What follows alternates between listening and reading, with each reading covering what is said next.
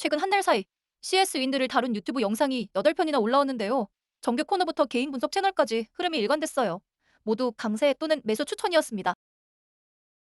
그런데 그 8편 영상이 하나같이 빼먹은 숫자가 있는데요.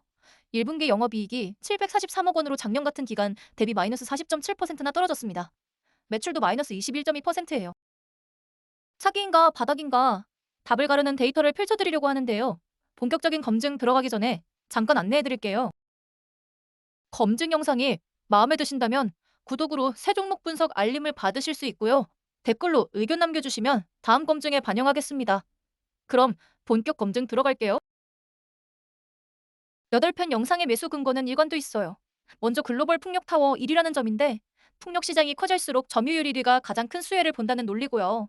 한국해상풍력특별법 직접 수혜자라는 주장은 국내 해상풍력 시장이 본격 개화하면 한국풍력회사가 가장 먼저 수혜라는 의미예요.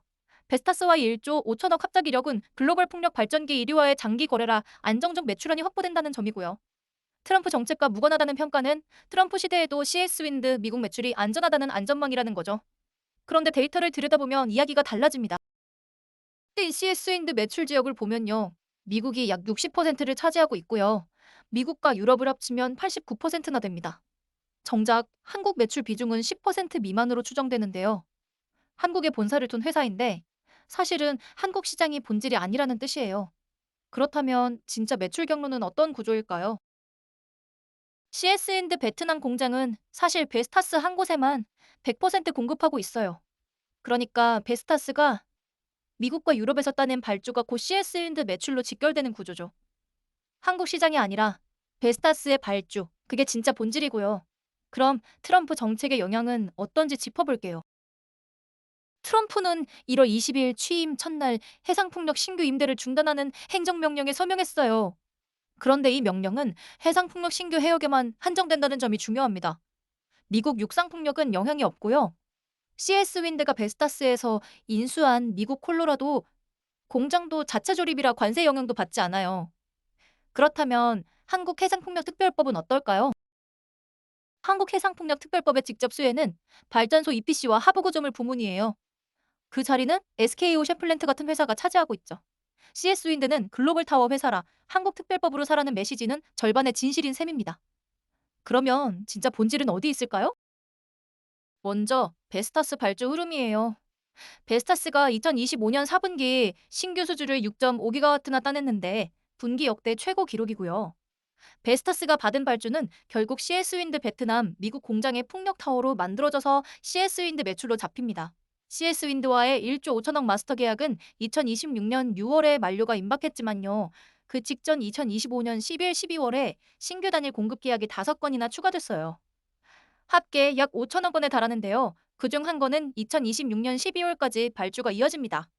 마스터가 만료된 뒤에도 매출 흐름은 끊기지 않는 셈이고요. 그럼 미국 시장 상황은 어떨까요? 2026년 미국 내 육상 풍력 설치량 전망은 이래내 스레난 연령 기준으로 한 추정이고요. 트럼프 우려는 해상에만 한정되니까 육상은 이미 계약된 발주만으로도 폭발적이에요. CS 윈드 매출 60%가 미국이라는 점이 여기서 직결되는 거죠. 그럼 증권가는 어떻게 보고 있을까요? 증권사 컨센서스를 보면요. 키움이 7만 6천 원, 하나가 6만 8천 원, 미래에셋이 5만 2천 원이에요. 환경 평균이 6만 2천 원이고 5명의 분석가가 모두 매수 의견을 내고 있습니다. 2027년 타워 부문은 매출이 플러스 21%, 영업이익이 플러스 39%로 추정되는데요. 노덱스가 신규 고객사로 추가되는 효과예요. 마지막으로 블라트 해상풍력 쪽을 볼게요. 2023년 7월에 인수한 덴마크 블라트는 해상풍력 하부 구조물 글로벌 1위 회사예요. 매출 비중이 이미 37%에 달하고요. 1분기 신규 수주는 일시 공백이지만 유럽향 신규는 연내 확정될 예정이에요. 2028년부터 유럽과 미국 대규모 단지가 가속화되면서 본격 회복 사이클에 진입할 것으로 보입니다. 자, 여기까지가 컨센이 보는 그림인데요. 그런데 1분기 영업이익은 마이너스 40.7%로 떨어졌어요. 본질이 좋은데 왜 떨어졌는지 재무제표부터 짚어볼게요. 먼저 손익계산서예요. 2023년 매출이 1조 5,200억에서 2024년 3조 700억으로 2배 점프했고요. 2025년은 2조 9,300억으로 마이너스 4.6%입니다. 그런데 영업이익은 2,555억에서 3,203억으로 플러스 25.4% 늘었어요. 영업이익률 10.9%는 베스타스 5.7%의 약 2배 수준이고요. 단 당기순이익이 401억으로 마이너스 72%인데 영업의 손상차손 약 2,205억이 일회성으로 반영된 영향이에요. 재무상태표 2025년 12월 말 기준이에요. 자산이 3조 2,200억, 부채가 2조 050억, 자본이 1조 2,200억입니다. 부채 비율은 167.6%, 유동 비율은 145.6%로 단기 유동성은 안정권이고요. 부채가 다소 높은 건 블라트 인수와 미국 콜로라도 증설 차이 영향인데요. 장기 수주잔고 기반 사업이라 단기 위험 신호는 없습니다. 그럼 동종 기업과 비교해 볼게요. 글로벌 풍력 비교를 보면요. 베스타스 영업이익률이 5.7%, GE 번노보가 8.4%, 두산 에너빌리티가 4.5%인데요. CS 윈드는 10.9%로 글로벌 풍력, 밸류체인 최상위 수준입니다.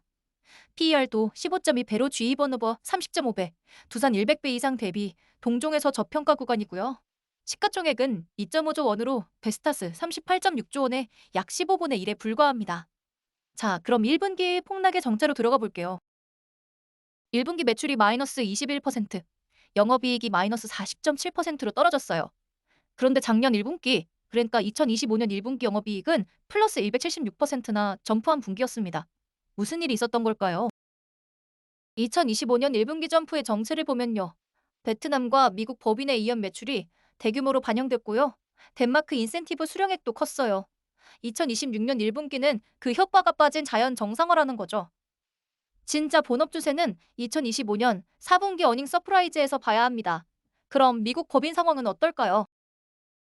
미국 콜로라도 신규 풍력타워 공장의 학습 커브가 1분기에 누적 영향을 줬어요. 키움은 2분기부터 미국 법인 생산이 확대되고 생산성 향상 효과가 본격 반영된다고 분석했고요.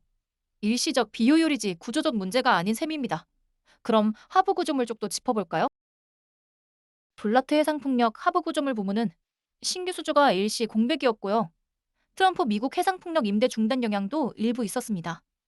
다만 유럽향 신규 수주는 연내 확정될 예정이라 1분기 폭락의 다른 한 축은 회복 시점이 명확해진 셈이에요.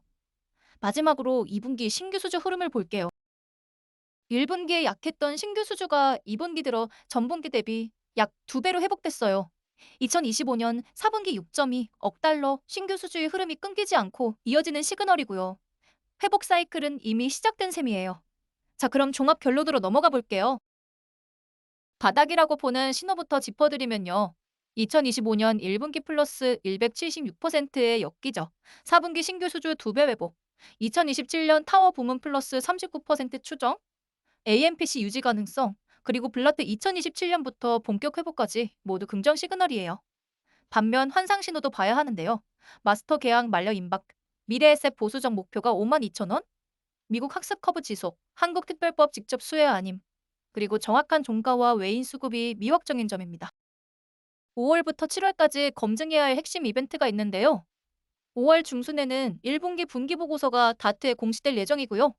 6월에는 베스타스 마스터 계약 갱신 발표 여부, 7월에는 AMPC 정책 일몰 시점에 대한 의회 논의가 진행됩니다.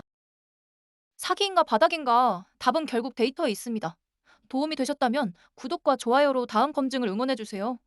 의견은 댓글로 남겨주시면 다음 콘텐츠에 꼭 반영하겠습니다. 그럼 다음 검증에서 만나요.